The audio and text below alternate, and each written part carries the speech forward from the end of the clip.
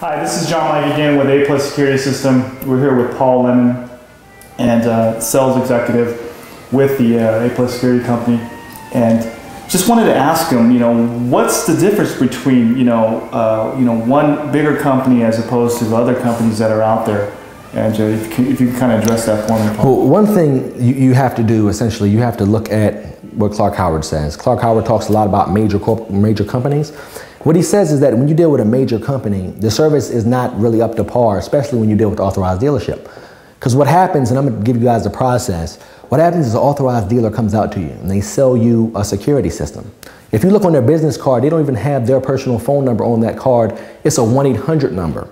So now when you have a problem, the company has to find somebody in your area who's a certified technician to come out there and fix it. So that means that the company has to pay that technician, right? Pay for the equipment, and also has to make money as a company. When you deal with a local company, they're going to make sure they do it correct the first time. Why?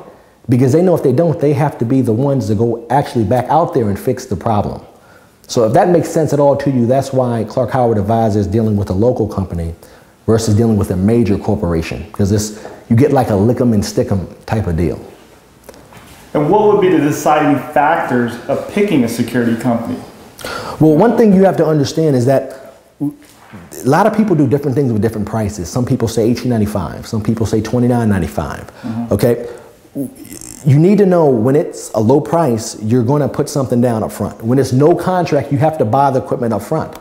If you think about when you buy a car, okay, for example, when you buy a car, if you're not going to essentially buy the car up front, there's no way they're going to let you take the car home if you're not in a contract. Because what happens if you decide not to pay them the next month?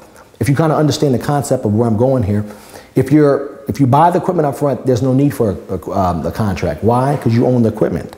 If you do not buy the equipment up front and you don't want to put anything down, is it feasibly possible for you to have the equipment and not be under a contract? That's ludicrous.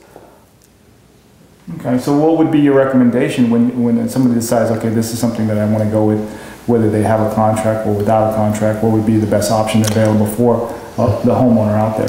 It just depends their financial, where they are financially right now. I mean, essentially, if you buy the equipment up front, you can get monitoring whoever you want to get it from.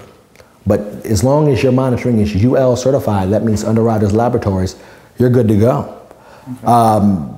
And that's really all there is to it. I mean, all people are doing essentially is they're buying it up front, and then it's no contract, and then it's month to month. Okay. If you do not buy the equipment up front, then it cannot be a no contract. Okay. Well, is there anything else you wanted to address to everyone out there that's watching this video about, home security system and what they should be aware of out there? Yeah, essentially what you do not want to do, you do not want to give out your social security number. If a company is asking you for your social security number, that is very personal. You do not want to give that out. If you have the money up front, essentially to buy a security system, yes, you can buy the equipment up front, but understand you'll still be paying a monthly monetary fee. If you find a company that gives you a lifetime warranty as long as you are with that company, I would advise that's the company you want to stick with, because it's really not the low price you have to be concerned about. What you have to be more concerned about, John, is the service issues, and people really have service issues. And let me just touch on this really fast here.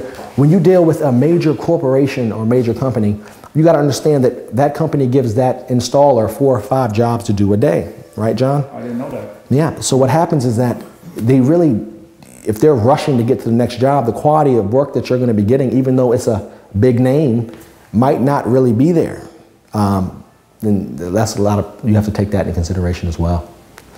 And maybe you have been coming out and reservicing your alarm system again, right? I've talked to people before, John, and it's been a nightmare when it comes to fixing the problems. Because, sometimes somebody might not show up. These issues can happen for weeks and weeks and weeks and weeks and weeks. If you don't believe me, you can go to Clark Howard's website and he'll talk a little bit about that with some of the major companies and corporations there. What would be the #1 problem that homeowners have with their alarm companies? What would you say? Well, every 3 years they would need a new backup battery. Okay, the backup battery takes maybe 2 minutes to install. Essentially, all you would do is put a red and a black to a black, and that's it. But major corporations would sometimes charge people over $100 just to come out to fix that when it would take 2 minutes to do. And that's just really unacceptable. And it's because of negligence, or the homeowners just doesn't really understand what needs to be done. It's kind of in the dark. You don't want that. Wow, that's a lot of great information. I didn't know, I wasn't aware of any of this. Yeah. And I really thank you for taking the time out to just give me this information. And all the people that are watching this video, I hope you guys get a lot out of, your home security system and what you should be aware of.